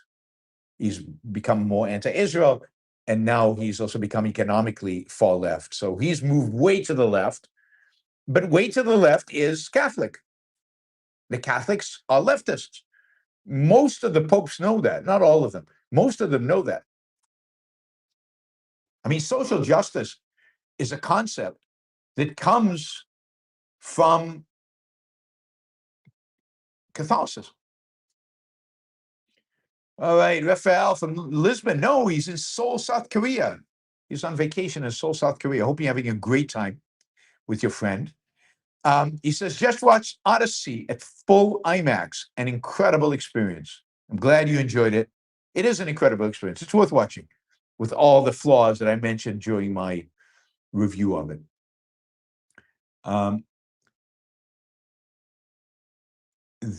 Ron says, the Atalanta was just found. Can you comment on the Atalanta incident? Was it right by Ben Gurion to sink it? So I can't remember the exact timing of this, right? But at the very birth of Israel, there was the challenge was uniting three militias into a new IDF, the Israeli Defense Force, and one army that would represent the Israeli state. And at the time, there were three. There was the Irgun, which was the center left, the leftist kind of mainstream military organization of the mainstream leftist who were going to run the government because they were the majority in Israel at the time. And this is 1948, but I can't remember when in 48. And then there was the Lehi and the God. I forget the third group. The one I can't remember his name was led by Menachem Begin, and then there was and they were more radical in attacking the British and attacking the Arab population of Israel, and the Lehi, which was even more right wing than I can't believe that I can't remember the name. Maybe somebody online will remind me. Maybe Ron will remind me of the name of Begin's outfit. Anyway, Ben Gurion, who was the Israeli leader and would become the first prime minister of Israel, was trying to unify all the military elements because he knew that the battle that was coming was against 7 Arab armies, and Israel needed unity. It couldn't survive if it had 3 different military forces, each fighting its own battles and not unified. Begin had brought in the Atalanta, this boat filled with weapons for his militia, for his military organization. And rather than allowing the weapons to reach the shore and to be taken by Begin's militia, Ben Gurion decided to sink the ship, to blow it up and to sink it basically off the coast of Tel Aviv, and to prevent these weapons, which ultimately could have been used by Israel against its enemies, to reach, in order to force Begin to, in a sense, to unify his military organization with the Irgun to form a unified military to fight the Arabs. And look, it's one of those really, really tough decisions you have to make in the heat of war. And it was probably the right decision. Now, I don't have all the information he had. I don't have any. I don't know what Begin was thinking. I don't know if this really did change Begin's mind. Begin did come to the negotiating table and did cut a deal, and there was a unified military formed after this. The Etzel, thank you. The Etzel was Begin's military unit. The Etzel and then the Lehi. But would he have done it anyway? And then Israel would have had better weapons or more weapons? I don't know. Ben Gurion at that point in time didn't believe he could take the risk. So I have to say, with everything I know, which is not that much, yeah, I think that makes sense. It was more important at that point to unify than to get more weapons,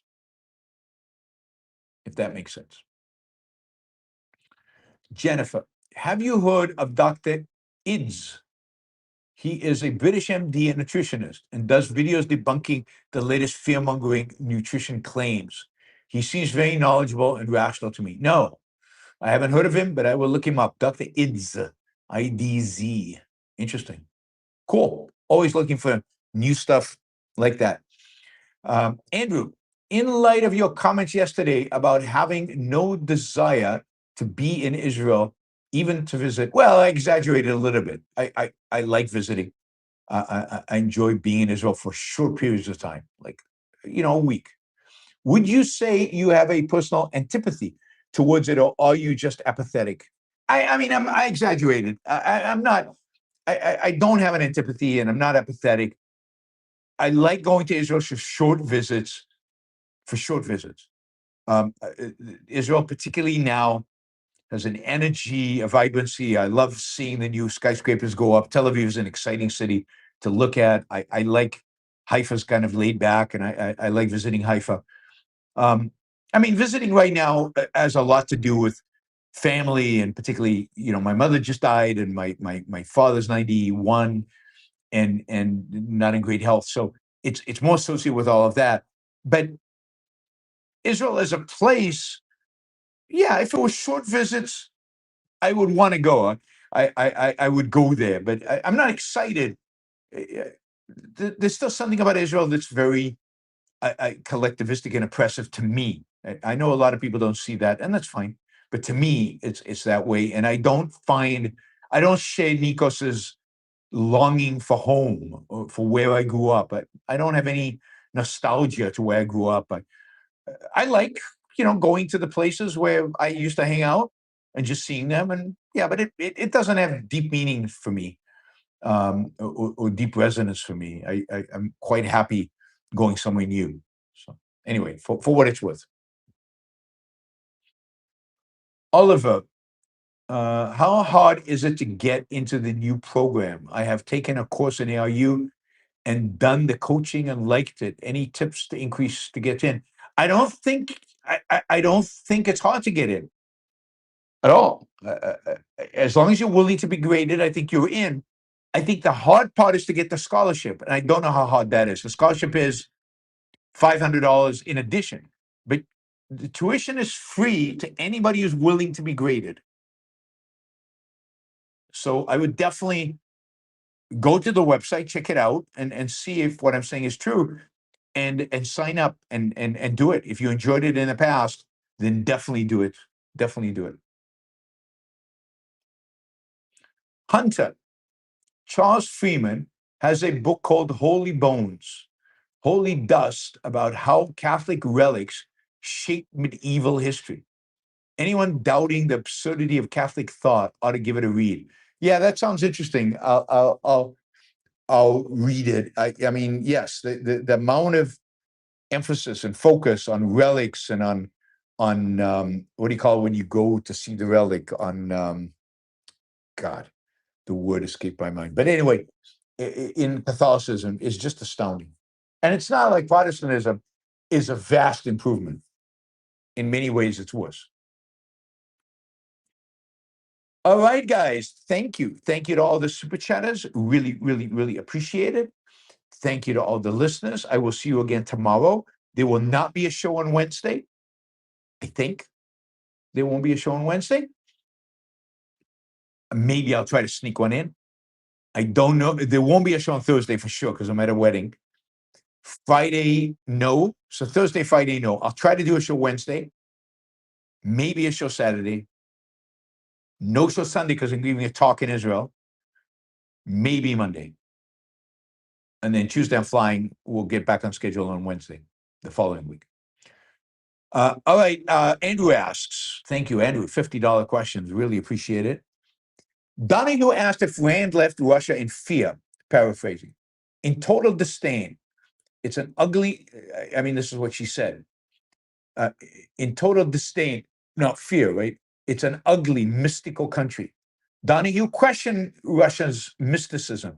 She explained its form was materialistic. They didn't believe in man's soul. She took fascinating angles. Yes, absolutely. I mean, she viewed materialism as a mystical ideology, than Marxism as mystical, as and to the extent that the Russians believe in a soul, it's a very, very dark soul, and predetermined. In that sense, it's materialistic. So yes, she had these amazing insights that combined kind of psychological elements and philosophical elements, and being able to look into kind of the soul of an individual or the soul of a culture. I mean, cultures don't have souls, but kind of the sense of life of a culture, the kind of reflection of the individual soul in a culture is truly astounding. Thank you, Andrew. Really appreciate it. All right, guys. I will see you tomorrow. Bye, everybody.